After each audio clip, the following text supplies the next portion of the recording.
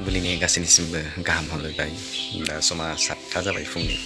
दिनैनि ब्लग भिडिअनि गेजेरजों नोंथांमोननि सिगाङाव दिन्थिनो नागिरदों जे नैबे नारिखल बिलाइजों माबायदि थुफि हेबो, बे थुफि हेबनायनि गासै नुथायखौबो दिनैनि ब्लग भिडिअनि गेजेरजों आं दिन्थिगोन। नैबे बाक्सा जिल्लानि बेन्दोङाव थानाय खाथलपारा गामिनि थागिबि बिथां महेन्द्र लाहारि। बे महेन्द्र लाहारिया बे थुफिखौ हेबो।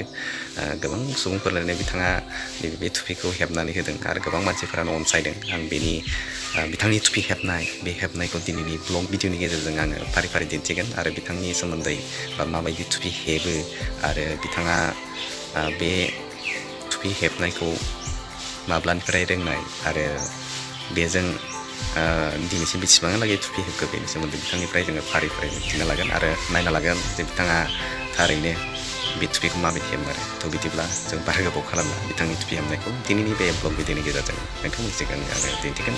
स' भिडिअखौ नायदो लोगोफोर। नैबे समाव नोंथांमोननो दिन्थिनो नागिरनाय नारिखल बिलाइजों माबायदि थुफि हेबो बेनि सोमोन्दै मोनगोना बिथां महेन्द्र लाहारि बिथाङा दिन्थिगोन।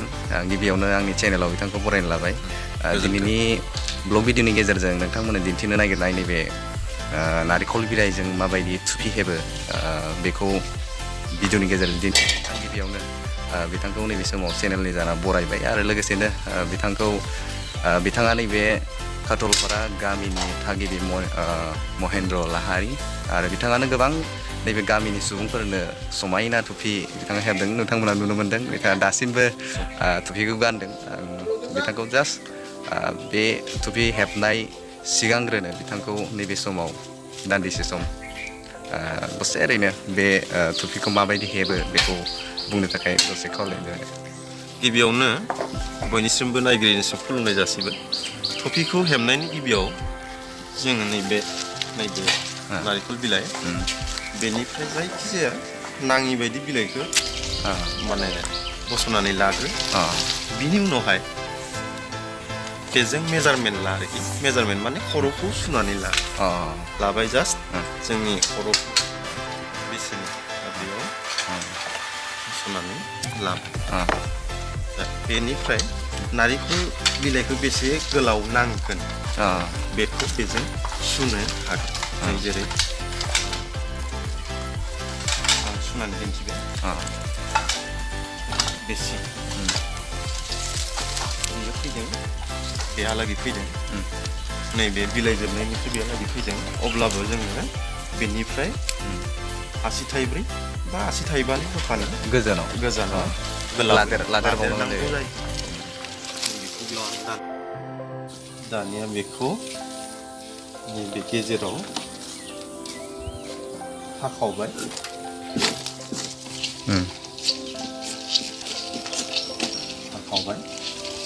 जों नैबे फोरलासेखौ दोनथ'बाय। जोंनो फोरलासेनिल' गोनांथि। बेखौ एसे गोबा खालामना लाबाय।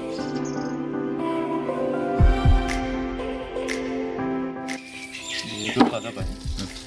दानिया बेखौ जास्ट बेखौ ओरै देमनायाव सुबिदा जानायनि थाखाय गोबा खालामदों। जास्ट बेखौ बेन्ड खालामनायनि थाखाय बेबायदि खुन्थायाव ओरै खेबसे बोना लानांगौ। राउन्ड खालामनांगोन गल जानायनि आरोना। बिलाइखौ जियानो अनजिमाया जेसेयानो जायाथों मानो बे बिलाइया माने बेजरा जानांगोन आरो अनजिमाया। जरा जानांगोन आरो। जरा जानांगोन। 1 2 3 4 5 6 7 8 9 10 11 12 13 14 15 16 17 18 19 20 21 22 23 आं 23आवनो दोनबाय बेखौ। बाखिखौ वेस्ट आरोना गारजानाय बोखारनाय जाबाय आरो। बेनिफ्राय नैबेखौ फेदेमनानै बेवहाय सिगांनि मेजारमेन्टआव थाफिनबाय।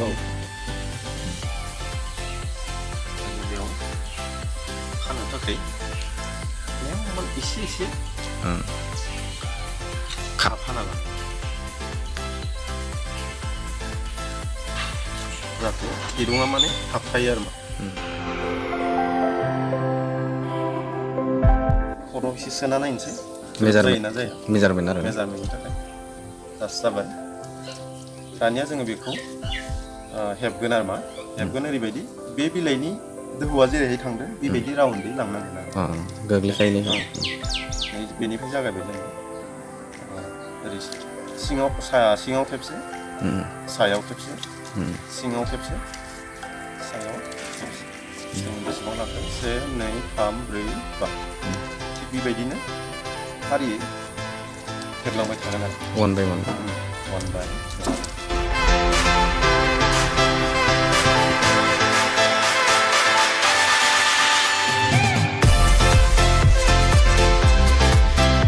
लोगो नोंथांमोना नुनो मोनदों नैबे नारिखलजों थुफि हेबनाय बे लाख एसे जानायनि लामायाव एसे महर मोनबाय नोंथांमोना नुनो मोनदों नैबे दानिया हेबै राउन्डआ जोबनायनि लामायाव फैदों बिनि उनाव जोङो बेखौ बिदिनो हेबबावनानै बेखौ नैबेनि सिंथिंजा लाबोनांगोन आरो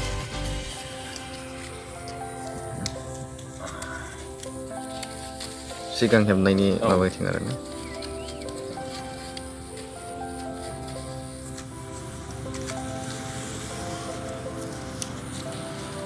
हाबबाय उननि गांब्रैखौबो थिग बेबायदिनो हेबलांनांगोन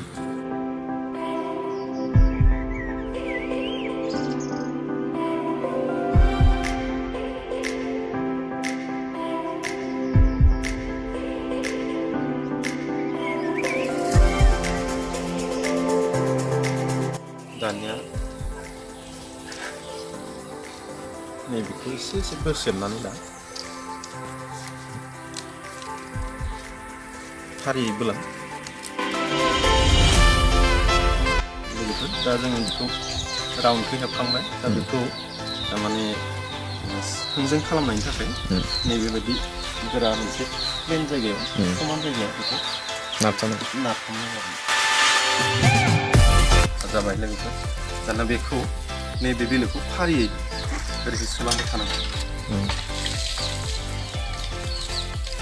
एकदम फारियै सोनांगोन माने बाख्ल' खालामनो मोननाय बाख्ल' खालामबाथाय हेबनायाव माने गोरोन्थि जाहैगोन आरो बेखौ फारियै नैबेजों सिंजों सोलांबाय थानांगोन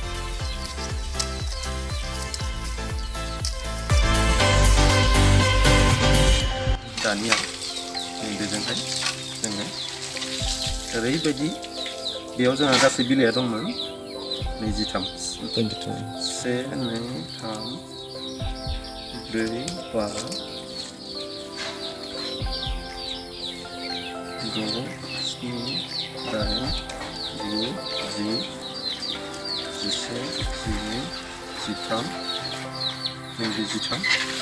13 14 15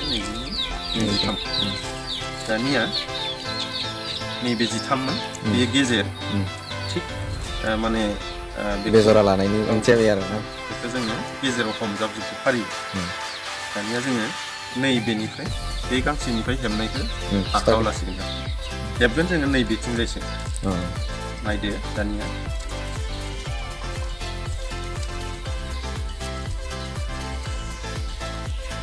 नाथाय बेखौ जेब्लायबो समानै हमजाबनानै लानो नाजाबाय दा नङाबा गोरोन्थि जागोन नैबे सिङाव सायाव सिं बेनिफ्राय नैबे नैथिजों हेबबोबाय नोङो एबा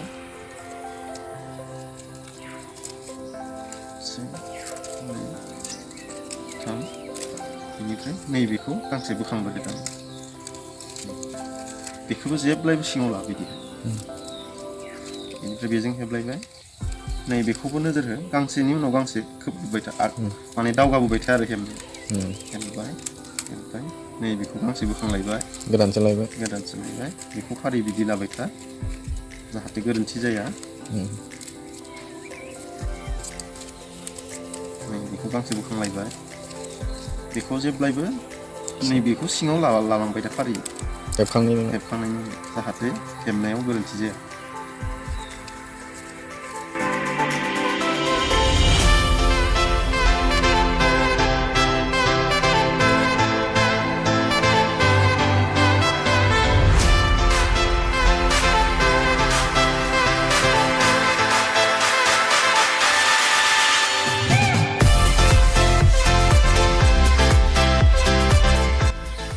हेबै हेबै हरबाय दानिया नैबेखौ फारि एरिखौ बोलांबाय थानांगोन आरो मा बोसेबनांबाय बोसेबनांगोन।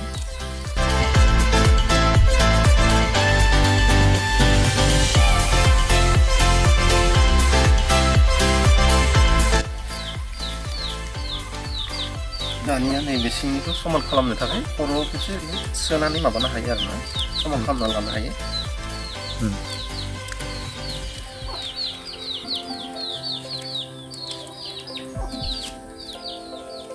जाबाय दानिया नैबे सानिखौ हास'नो नाङा हास'बाथाय गुदुं जागोन बेयावनो आरो सोनानै जेरैखि जाया माने हेब्लाजोबनो हायो आरो मा सोजोबनानै बेखौ ओरै सोबाय सोनानै ओरै लांफिनबाय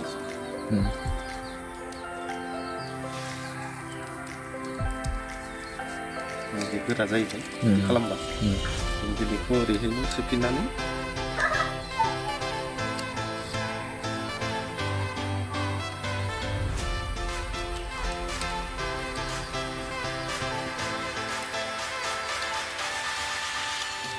बिदिनो बे गांसेखौबो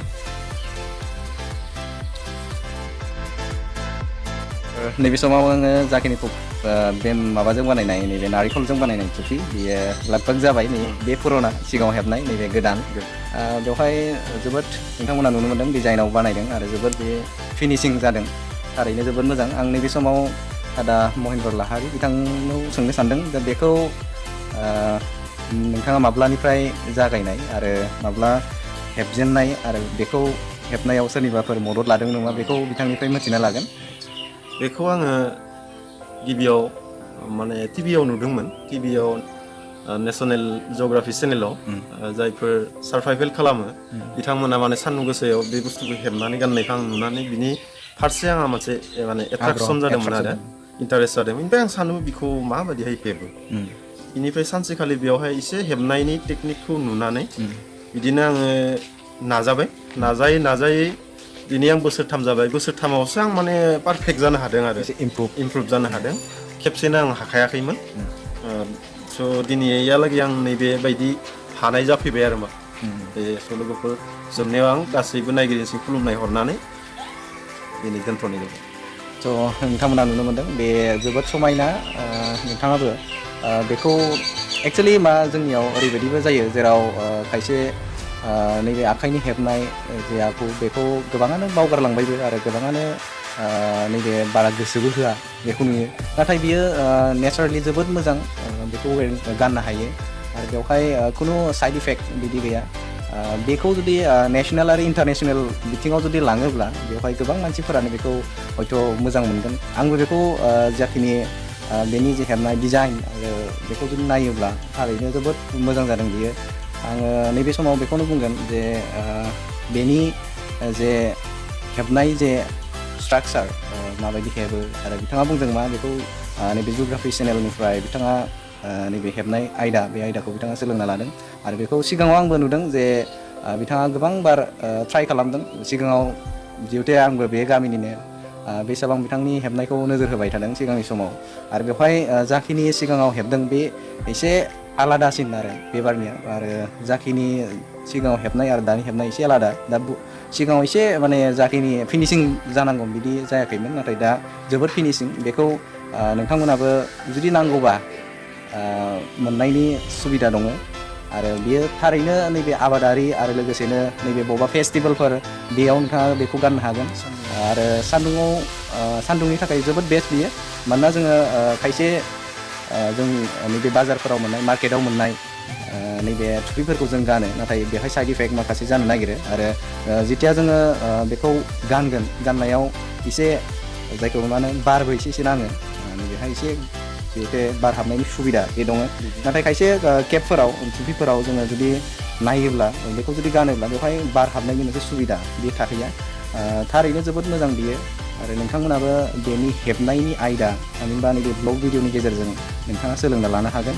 आङो गिबियावनो बिथांखौ नैबे समाव जाखिनि आंनि ब्लग भिडिअआव बिथाङा नैबे माबायदि नैबे नारेंखल बिलाइजों टुपि हेबनो हायो बेखौ बिथाङा फोरमायना होबाय आरो बिथांखौ आंनि चेनेलनि जानानै बिथांखौ रोजा रोजा साबायखर बावबाय जे रायजोफोरनि सिगाङाव नैबे केप नैबे टुपि हेबनायखौ फोरोंथाइ होनायनि थाखाय आरो आंनि चेनेलाव फैनायनि थाखाय बिथांखौ रोजा रोजा साबायखर फिन बावबाय लोगोसेनो दिनैनि ब्लग भिडिअनि गेजेरजों आं दिन्थिनो नागिरनाय नैबे माबायदि नैबे नारेंखल बिलाइजों टुपि हेबो बेखौ नोंथांमोननि सिगाङाव दिन्थिबाय। नोंथांमोना जुदि आंनि ब्लग भिडिअखौ मोजां मोनोब्ला अन्नानै बे भिडिअखौ गुबुननि सिगाङाव दिन्थिनो थाखाय शेयार खालाम आरो लोगोसेनो गासैबो खावलायगोन नैबे भिडिअखौ मोनसे लाइक खालामनानै जे आंखौ गोदान मोनसे ब्लग भिडिअ खालामनायाव थुलुंगा होगोन बेखौ आङो नोंथांमोननि सिगाङाव आसा खालामबाय आरो लोगोसेनो गोदान जुदि साबस्क्राइब जुदि खालामाखैब्ला जुदि आंनि भिडिअखौ दिनैसो नायदोंब्ला अन्नानै नोंथांमोनखौ साबस्क्राइब खालामनो थाखाय गुरै खावलायबाय आरो लोगोसेनो बिथांखौ आंनि चेनेलनिफ्राय फिन साबायखर बावबाय आरो लोगोसेनो शेयार खालामनो थाखाय आङो खावलायबाय। स' थेंक इउ फर वाचिं माय भिडिअ।